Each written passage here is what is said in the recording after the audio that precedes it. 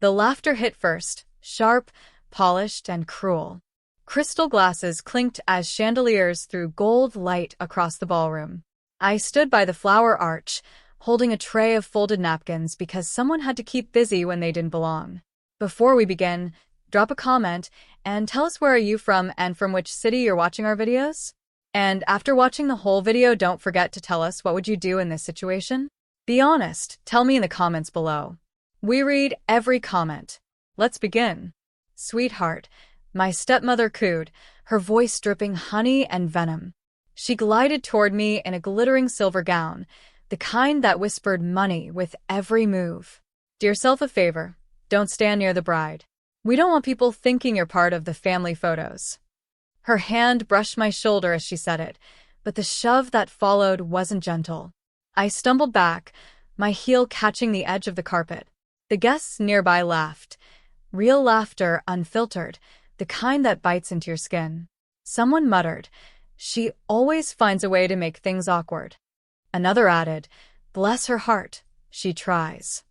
I smiled, because that's what I'd been taught to do. Smile, stay quiet, disappear. My father was across the room, toasting with his new wife's relatives. He saw me but didn't move. He never did. I turned away, blinking fast, trying to stop the sting behind my eyes. My cousin, the bride, looked perfect in her white lace dress, glowing under the chandeliers. She didn't notice me either. Why would she? I was the invisible girl in her expensive fairy tale. But then something shifted. The faint thump of rotors echoed through the night air outside. Heads turned toward the grand glass doors as the sound grew louder, slicing through the laughter and music. A gust of wind swept in when the doors opened, scattering rose petals across the floor. A man in a navy blue suit stepped inside. The crowd quieted, drawn to him instinctively. He moved with a kind of confidence that didn't need to announce itself. Broad shoulders, calm eyes, a presence that seemed to silence the room without effort. He scanned the hall, then his gaze landed on me. He walked straight through the murmuring guests and stopped a few feet away. "Mrs. Grant," he said, bowing slightly. His voice was low, formal, respectful. "The helicopter's ready for departure."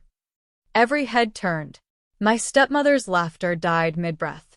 "Excuse me," she snapped. "You must be mistaken." The man didn't even look at her. His eyes stayed on me. "No mistake, ma'am. Mr. Grant sent me personally." You could feel the air tighten. Phones lifted, whispers spread. My father froze with his champagne halfway to his mouth. I didn't move for a second. My heart pounded so loud I could feel it in my throat.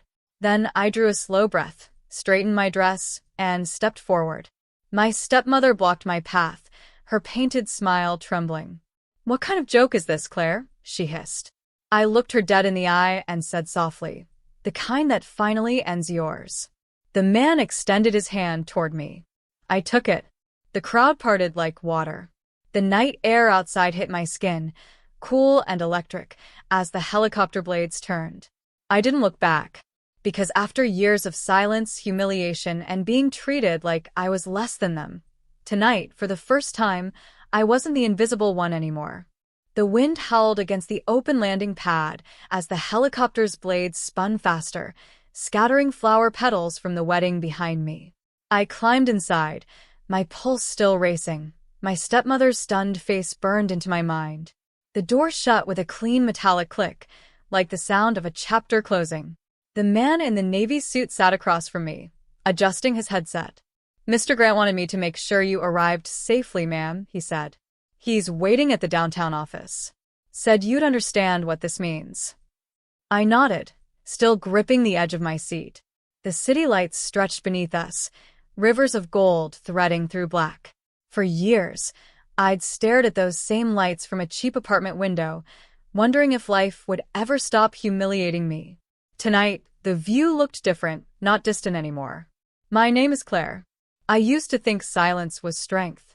I thought keeping my head down and working harder would make people respect me. But life doesn't reward quiet endurance. It rewards the ones who stand up. I learned that the hard way. 2 years ago, after my father remarried, Victoria kicked me out of our house. She said it wasn't proper for a grown daughter to live with them. My father didn't fight her. He just handed me a few $100s and told me to start over. So I did. I got a job at a logistics firm, then another as a weekend assistant at a small aerospace company, the one owned by Nathan Grant. He was quiet, late 40s, a man with sharp eyes and no patience for excuses. I never spoke much to him, just delivered reports and stayed invisible like always. Until one night, when I stayed late finishing inventory after everyone had gone home. He found me asleep at my desk. "You don't have to prove anything to anyone," he'd said, setting a cup of coffee beside me. Hard work speaks louder than their cruelty. That night, for the first time in years, someone saw me. Weeks later, he began mentoring me, taught me about management, contracts, negotiation. He said he saw grit in me. I thought it was just kindness, but it was more than that. When the company restructured, he promoted me. And when his health declined, he named me successor. That's what Victoria didn't know. That's what no one at the wedding knew, that Mr. Grant, the man behind the billion-dollar enterprise, had made me the majority owner before he passed. He left his legacy not to bloodlines, but to the woman who refused to break. The helicopter began its descent. Through the window, I saw the Grant Aerodynamics Tower, sleek glass, glowing with the logo I used to pass on my way to work. Only this time, I wasn't the girl standing outside the gate. When we landed, the pilot opened the door. The man in the suit said quietly, "They're waiting for you upstairs." I stepped out, the city wind whipping through my hair. Cameras were already flashing from the ground. Someone must have leaked the news. The new CEO of Grant Aerodynamics was the girl who'd been mocked at a wedding just an hour ago. And somewhere behind those marble walls, I knew Victoria was already panicking, realizing that the stepdaughter she'd spent years humiliating now held every power she once craved. I smiled to myself, my heels echoing on the pavement. This wasn't revenge. This was justice, finally dressed in confidence. The elevator doors opened to a floor wrapped in glass and gold. The Grant Aerodynamics logo gleamed behind the reception desk, polished to perfection. As I stepped out, employees turned their heads, whispering, trying to connect the dots between the quiet former assistant they once ignored and the woman now walking with the company's emblem pinned to her blazer. I wasn't wearing that same dress from the wedding anymore. On the helicopter, I'd changed into a Navy power suit Nathan had once gifted me. "For the day you finally stop apologizing for being strong," he'd said. The boardroom doors swung open as soon as I approached. Inside, executives stood from their seats, murmuring my name with disbelief. They'd received the announcement before I arrived, Claire Grant, acting CEO and majority shareholder. At the end of the long table sat one person who didn't belong there, my stepmother, Victoria. She'd arrived before me, her face powdered and perfect, her expression frozen between panic and disbelief. My father was next to her, pretending composure, gripping his glass of water like it might save him from drowning. "Claire," he said with forced calm. "This is unexpected." "Not really," I replied, setting my bag down on the table. Nathan trusted me with his company months before he passed. The transition was just waiting for today. Victoria's smile cracked. "You expect us to believe that? You, who could barely keep a job." She gave a sharp laugh. "You must have tricked that poor man somehow." I turned to her, steady. He wasn't poor. And I didn't trick anyone. I worked beside him, earned his trust, and learned every part of his business from the ground up, while you were busy buying designer shoes with my father's money. The board members exchanged looks. One of them, a silver-haired man named Carter, cleared his throat. "Mrs. Grant, the succession papers are valid. The late Mr. Grant signed everything himself. Your stepdaughter owns 71% of the shares." Victoria's face went pale. My father blinked rapidly, his mouth opening and closing like a man trying to find air. I took a slow step toward them. "Funny," I said, "how you used to laugh when I brought you coffee. When I worked double shifts just to pay rent after you threw me out. You said I'd never become anything worth mentioning." My father finally spoke, his voice unsteady. "You could have told us, Claire. We could have celebrated together." I met his eyes, the same eyes that had looked away every time Victoria humiliated me. No, I said quietly. You only celebrate people when there's something to gain. Victoria rose from her seat, trembling but trying to hide it. Listen to me, young lady. No, I cut in. You listen. The room went dead silent. I spent years being quiet, being polite, waiting for people like you to see me. But that's not how respect works. Respect is earned, not begged for. And now I don't need your approval. I don't even need your apology.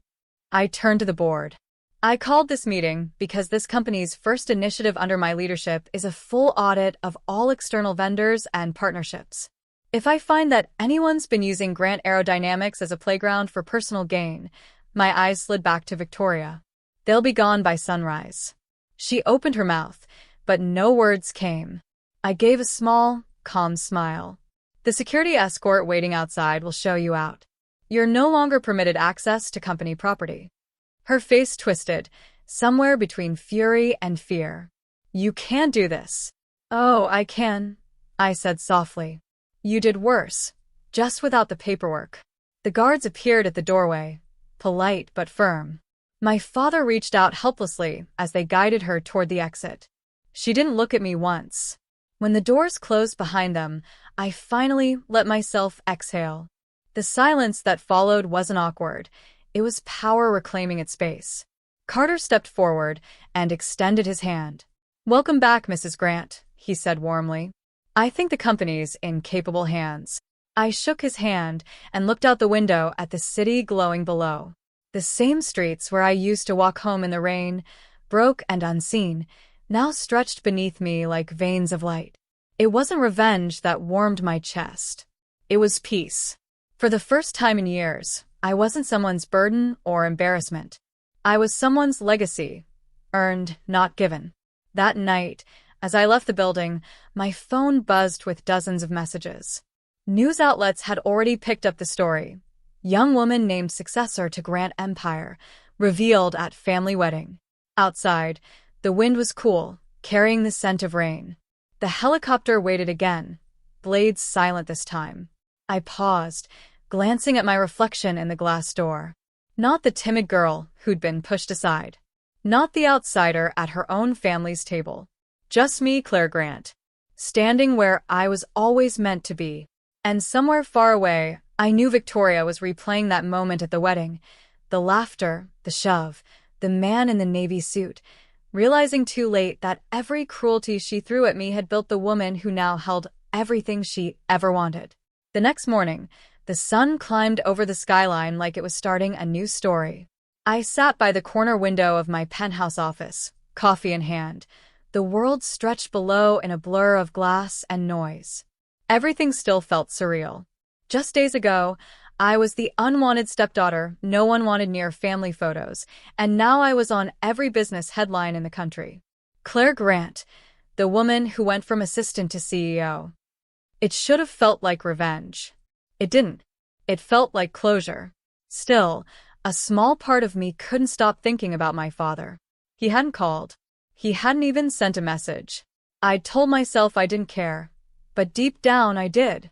Some wounds don't heal with success. They just stop bleeding in public. A knock came at the door.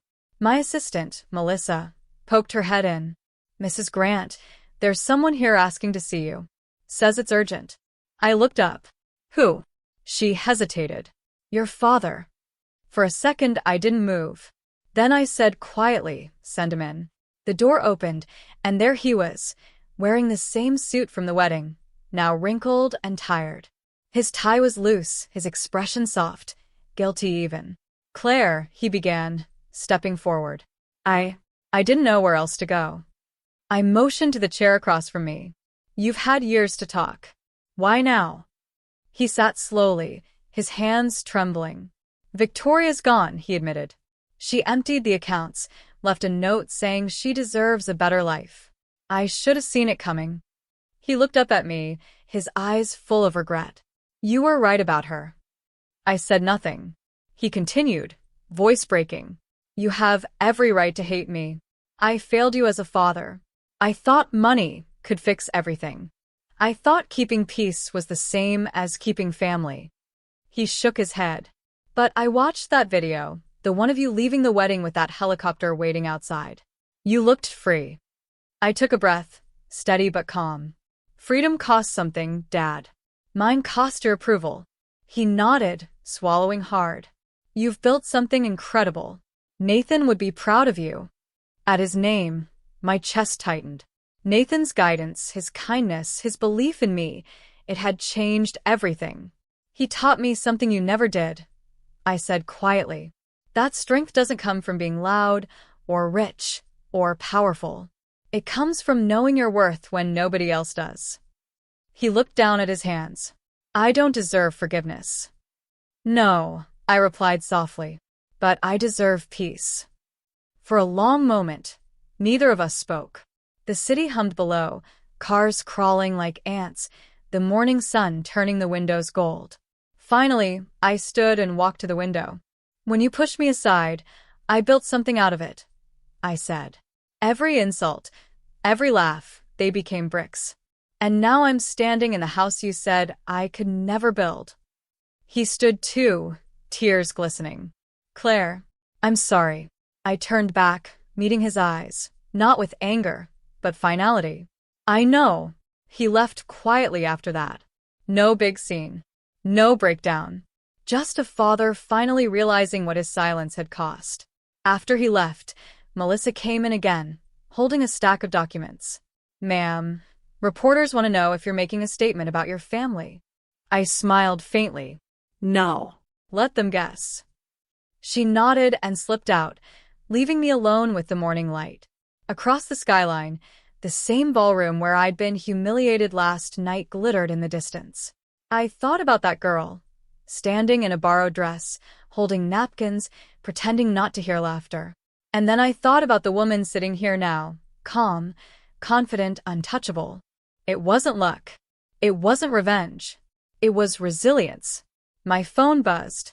A message appeared from an unknown number. I'm proud of you. NG. I froze.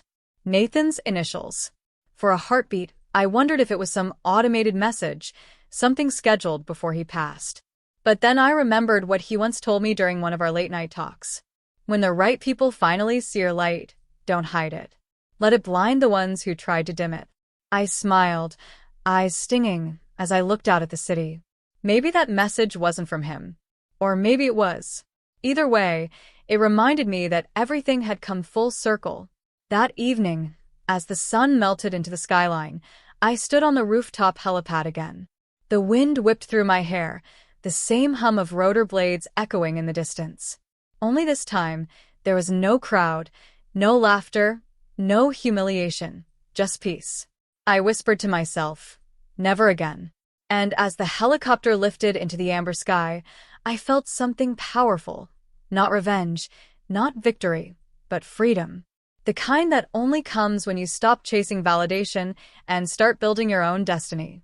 Because in the end, I didn't need to stand near the bride. I became the woman they'd never forget.